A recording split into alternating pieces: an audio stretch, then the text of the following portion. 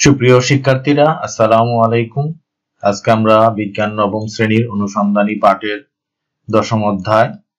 এই অধ্যায়ের আলোচ্য বিষয় হচ্ছে সালোক সংশ্লেষণ। সালোক সংশ্লেষণের প্রক্রিয়া সম্পর্কে আমরা আজকে আলোচনা করব। সালোক সংশ্লেষণ প্রক্রিয়া, দ্য প্রসেস অফ ফটোসিনথেসিস, এটাকে এখানে আমরা যে প্রক্রিয়াটা দেখি, এটা আমরা পূর্ববর্তী লেকচারেও কিছুটা আলোচনা করেছিলাম। যেখানে যে বিষয়গুলো লাগে, আলোক শক্তি লাগে, কার্বন ডাই অক্সাইড, পানি এবং পাতার মধ্যে যে ক্লোরোফিল থাকে, সেখানে এই প্রক্রিয়াটা সম্পন্ন হয়ে থাকে। তো এই প্রক্রিয়ার মাধ্যমে দেখা যায় যে কার্বোহাইড্রেট উৎপন্ন হয় বা সুগার বা যেটাকে গ্লুকোজ বলা হয়ে থাকে এবং অক্সিজেন উৎপন্ন হয়। এই দুটা অত্যন্ত গুরুত্বপূর্ণ প্রোডাক্ট এবং এই প্রক্রিয়াটাকে জারণ বিজারণ বিক্রিয়া বলা হয়ে থাকে, কারণ এখানে দেখা যায় যে কার্বন ডাই অক্সাইড যেটা থাকে, সেই কার্বন ডাই অক্সাইডের সাথে হাইড্রোজেন যুক্ত হয়ে C6H12O6 যেটা আছে অর্থাৎ গ্লুকোজ তৈরি হয়ে থাকে, এটা বিজারিত হচ্ছে। অপরদিকে দেখা যাচ্ছে যে H2O অর্থাৎ পানি যেটা আছে সেটা জারিত হয়ে অক্সিজেনে পরিণত হচ্ছে। এই হচ্ছে বিষয়টা, যে এই প্রক্রিয়ার কারণে এটাকে আমরা জারণ বিজারণ প্রক্রিয়া বলে থাকি। এটার মধ্যে দুইটা পর্যায় থাকে।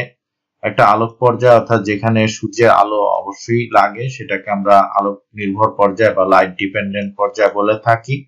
আর একটা হচ্ছে আলোক নিরপেক্ষ পর্যায়, অর্থাৎ যে পর্যায়ে আলোর প্রয়োজন হয় না, সেই প্রক্রিয়াতেই মূলত আলোক নিরপেক্ষ পর্যায়ে মূলত এই গ্লুকোজ তৈরি হয়ে থাকে। অর্থাৎ দুইটা প্রক্রিয়ার মাধ্যমে বা সমন্বয়ের মাধ্যমেই সালোক সংশ্লেষণ হতে হবে।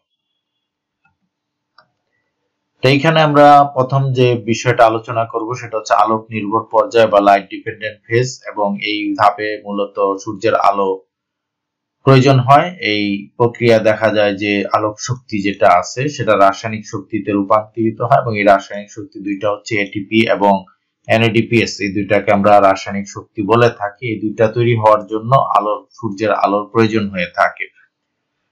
তো এই বিক্রিয়াটা এখানে যেভাবে দেখানো হয়েছে, যেমন 2ADP প্লাস PI অর্থাৎ ইনঅর্গানিক ফসফেট। ADP হচ্ছে অ্যাডেনোসাইন ডাইফসফেট, এটার সাথে দুইটা ইনঅর্গানিক ফসফেট যুক্ত হয়ে দুইটা ATP তৈরি হয়ে থাকে। অপরদিকে 2NADP যেটা আছে নিকোটিনামাইড অ্যাডেনিন ডাইনিউক্লিওটাইড ফসফেট, আমরা পূর্বের লেকচারে এটা সম্পর্কে আলোচনা করেছি। এটার সাথে এই পানি, 4 অণু পানি যুক্ত হয়ে দুইটা NADPH2 তৈরি হয়ে থাকে। এই যে এখানে দুইটা হাইড্রোজেন আমরা দেখতে পাচ্ছি, এবং এখানে বাই প্রোডাক্ট হিসাবে 2 অণু পানি তৈরি হয়ে থাকে এবং অক্সিজেন উৎপন্ন হয়ে থাকে। মূলত এই ধাপেই যে আমরা এই আলোক নির্ভর পর্যায়ে দেখি যে অক্সিজেন উৎপন্ন হতে দেখি, অর্থাৎ অক্সিজেনটা আসে এইখানে যে পানিটা ব্যবহৃত হচ্ছে সেখান থেকে। আমরা এই চিত্রের মধ্যে এই দুইটা পর্যায়ে একসাথে দেখতে পাচ্ছি। একটা হচ্ছে আলোক নির্ভর পর্যায়, যেটার ক্ষেত্রে দেখা যায় যে সূর্যের আলো প্রয়োজন হয়, পানি প্রয়োজন হয়, এবং এখানে এই সূর্যের আলো এবং পানি ব্যবহৃত, অর্থাৎ পানি ভেঙে, এটাকে ফটোলাইসিস অফ ওয়াটার বলা হয়ে থাকে। পানির সালোক বিশ্লেষণ বা সালোক ভাঙন, যেটা আলোর সাহায্যে এই পানিটা ভেঙে এখানে অক্সিজেন উৎপন্ন হয়ে থাকে। এইটা সম্পন্ন হয়, এই আলোক নির্ভর পর্যায়টা সম্পন্ন হয় গ্রানাম চক্র বা থাইলাকয়েড, যেটা ক্লোরোপ্লাস্টের ভিতরে থাকে, এবং এটাকে আলোক বিক্রিয়া কেন্দ্রস্থল বলা হয়ে থাকে।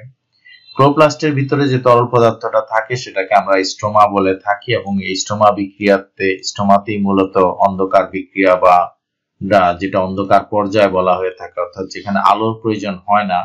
এটার মানে এটা না যে এই পর্যায়টা দিনের বেলা হতে পারে না, দিনের বেলাও হতে পারে, রাতের বেলাও হতে পারে, এবং এই অন্ধকার পর্যায়ের মূল চক্রটাকে আমরা ক্যালভিন চক্র বলে থাকি। এইখানে দেখা যায় যে এটিপি তৈরি হয়ে থাকে। এই আলোক নির্ভর পর্যায়ে এটিপি তৈরি হয়, NADPH তৈরি হয়। এগুলা এই ক্যালভিন চক্রের মধ্যে ব্যবহৃত হয়ে আবার পুনরায় এডিপি বা NADP তে পরিণত হয়।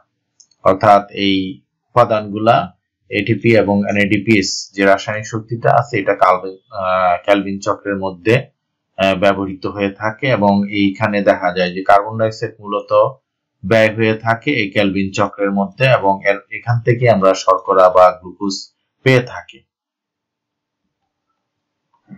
তো এইখানে ক্লোরোফিল যেটা আছে সেটা সক্রিয়তাটা খুবই গুরুত্বপূর্ণ একটা ভূমিকা পালন করে থাকে এবং সূর্যের আলোর যে একক সেটা ফোটন কণা শোষণ করে ক্লোরোফিল অণু যেগুলো আছে সেগুলা সক্রিয় হয় এবং অ্যাক্টিভ হয় বা তেজময় হয় বলা হয়েছে।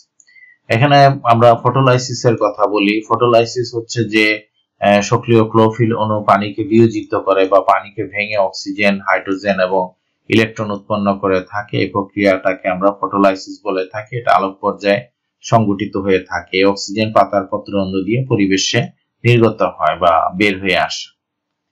এখানে ফটোফসফোরিলেশন যে প্রক্রিয়াটা সেটা হচ্ছে যে আমরা দেখেছি আলোক পর্যায়ে এডিপির সাথে একটা ইনঅর্গানিক ফসফেট যুক্ত হয়ে এটিপি তৈরি হয়ে থাকে বা অ্যাডেনোসাইন ট্রাইফসফেট তৈরি হয়ে থাকে। এই প্রক্রিয়াটাকে যেহেতু এখানে ফসফেট যুক্ত হচ্ছে, এটিপির সাথে ফসফেট যুক্ত হচ্ছে, এই জন্য এটাকে ফসফোরিলেশন বিক্রিয়া বলা হয় এবং যেহেতু এটা আলোর উপস্থিতিতে হয় এই জন্য এটাকে আমরা ফটোফসফোরিলেশন বলে থাকি।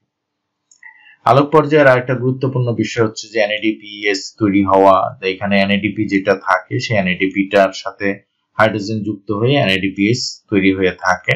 নিকোটিনামাইড অ্যাডেনিন ডাইনিউক্লিওটাইড ফসফেট এটা বিজারিত হয়ে NADPS তৈরি হয়ে থাকে। অর্থাৎ এই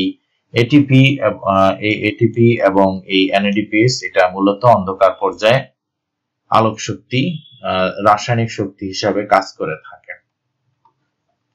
আলোক নিরপেক্ষ পর্যায়ের মূল বিষয়টা হচ্ছে কেলভিন সাইকেল এবং এই কেলভিন সাইকেলে আমরা বলেছি যে আলোক পর্যায়ের এটিপি এবং NADPS এগুলো ব্যবহৃত হয়ে থাকে এবং এগুলো ব্যবহৃত যেমন এটিপি থেকে আবার পুনরায় এডিপি তৈরি হয়, ডাইফসফেট তৈরি হয় এবং ফসফেটটা আলাদা হয়ে যায় আর NADPS থেকে NADP তৈরি হয়ে থাকে। আর এখানে আমরা মূল যে উপাদানটা সেটা গ্লুকোজ পেয়ে থাকি।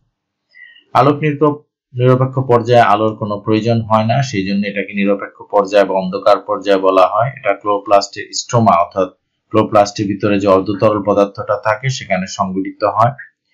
কেলভিন সাইকেলটা আবিষ্কার করেছেন ডক্টর মেলভিন ক্যালভিন, এই জন্য ওনার নাম অনুসারে এটাকে কেলভিন সাইকেল বলা হয়ে থাকে। সালোক সংশ্লেষণ প্রক্রিয়াতে আরো কিছু প্রভাবক আছে যে এগুলোর তাৎপর্য এখানে বেশি, যেমন আলোর তীব্রতা, কার্বন ডাইঅক্সাইডের পরিমাণ, তাপমাত্রা, পানির পরিমাণ, এগুলো দেখা যায় যে সালোক সংশ্লেষণ প্রক্রিয়াকে প্রভাবিত করে থাকে। সালোক সংশ্লেষণের তিনটা গুরুত্ব এখানে আলোচনা করা হয়েছে, যে একটা হচ্ছে সৌরশক্তি আবদ্ধকরণ, অর্থাৎ আলোক শক্তিটাকে রাসায়নিক শক্তিতে রূপান্তর করা হয় এবং খাদ্যের মধ্যে সেটা স্থিতির শক্তি হিসাবে থাকে। তো সূর্য হচ্ছে পৃথিবীর সকল শক্তির উৎস। সালোক সংশ্লেষণের সময় সবুজ উদ্ভিদ সৌরশক্তিকে শোষণ করে এবং সেটাকে রাসায়নিক শক্তিতে রূপান্তর করে এবং এই রাসায়নিক শক্তিটাকে আমরা এটিপি বলে থাকি। এই শক্তিটাই পরবর্তীকালে খাদ্যের মধ্যে স্থিতিশক্তি হিসাবে সঞ্চিত হয় বা থাকে এবং এই স্থিতিশক্তিটাকে আমরা বিভিন্ন বিপাকীয় কাজে ব্যবহার করে থাকি। উদ্ভিদ থেকে আবার প্রাণী দ্বারা দেখা যায় সেই প্রাণীরা এই খাদ্যকে গ্রহণ করে থাকে। এছাড়া আমরা দেখি যে উদ্ভিদ দীর্ঘদিন মাটির নিচে চাপা পড়ে যাওয়ার কারণে সেখান থেকে কয়লা তৈরি হয়, পেট্রোল তৈরি হয়, এগুলোর মধ্যেও দেখা যায় যে এই শক্তিটা থেকে যায় বা আবদ্ধ অবস্থায় থাকে। তাই সেটাও একটা গুরুত্বপূর্ণ ব্যবহার হিসাবে আমরা দেখি যে সালোক সংশ্লেষণের একটা দীর্ঘ গুরুত্ব রয়েছে। গ্লুকোজকে শ্বেতসারে রূপান্তর করে সেটা আমরা সঞ্চয় করে থাকি বা উদ্ভিদের মধ্যে সঞ্চয় হয়ে থাকে। এটা দেখা যায় যে প্রথম যেটা তৈরি হয় সেটা হচ্ছে গ্লুকোজ। এই গ্লুকোজটা অনেকগুলো গ্লুকোজ একত্রিত হয়ে সেটা শ্বেতসারে বা স্টার্চে রূপান্তরিত হয়। সেটা আমরা দেখি যে উদ্ভিদের ফল, মূল, বীজ এগুলোর মধ্যে সঞ্চিত অবস্থায় থাকে। এটা ছাড়াও গ্লুকোজ থেকে প্রোটিন তৈরি হতে পারে, ফ্যাট তৈরি হতে পারে, সেটাও আমরা ইতিপূর্বে আলোচনা করেছি। জৈব অণুর যে অধ্যায় ছিল সেখানে আমরা এই বিষয়টা আলোচনা করেছি। আর পরভোজী প্রাণী যারা আছে তারা প্রত্যক্ষ বা পরোক্ষভাবে উদ্ভিদজাত খাদ্য গ্রহণ করে থাকে। যারা তৃণভোজী তারা সরাসরি উদ্ভিদ গ্রহণ করে, যারা মাংসভোজী তারা আবার সেই তৃণভোজী প্রাণীকে খেয়ে সেই শক্তিটা গ্রহণ করে থাকে। অর্থাৎ এই সালোক সংশ্লেষণের মাধ্যমেই মূলত পৃথিবীর যে খাদ্য শক্তিটা সেটা তৈরি হয়ে থাকে। আরেকটা বিষয় আমরা দেখেছি যে সালোক সংশ্লেষণের আলোক পর্যায়ে যেটা সেখানে অক্সিজেন উৎপন্ন হয় এবং আবার অন্ধকার পর্যায়ে কার্বন ডাইঅক্সাইড ব্যবহৃত হয়ে থাকে। এই বিষয়টা দেখা যায় যে এই যে দুইটার মধ্যে একটা ভারসাম্য সেটা থাকে এই সালোক সংশ্লেষণ প্রক্রিয়ার মাধ্যমে। বায়ুমণ্ডলে কার্বন ডাই অক্সাইড গ্যাসের যে স্বাভাবিক পরিমাণ সেটা হচ্ছে 0.04% এবং অক্সিজেনের পরিমাণ হচ্ছে 21%। তো এই দুইটার মধ্যে যে পার্সেন্টেজটা আছে সেটা এই ব্যালেন্সটা বা ভারসাম্যটা থাকে এই সালোক সংশ্লেষণ প্রক্রিয়ার মাধ্যমে। তাহলে আমরা মোটামুটি দেখি যে সালোক সংশ্লেষণের অত্যন্ত গুরুত্ব রয়েছে তিনটা ক্ষেত্রে, যে একটা হচ্ছে যে এটা স্থিতিশক্তি হিসাবে, আরেকটা হচ্ছে সঞ্চিত খাদ্য হিসাবে, আরেকটা হচ্ছে পরিবেশের অক্সিজেন এবং কার্বন ডাই অক্সাইডের ভারসাম্য রক্ষার ক্ষেত্রে। এই ছিল মোটামুটি আমাদের আজকের আলোচনা সালোক সংশ্লেষণ সম্পর্কিত। Thanks to remain with me. আমার সাথে থাকার জন্য আন্তরিকভাবে ধন্যবাদ। Please subscribe my channel. আমার চ্যানেলটি যদি সাবস্ক্রাইব না করা হয়ে থাকে তাহলে সাবস্ক্রাইব করে নেবেন। Please like, comment and share. আল্লাহ হাফেজ।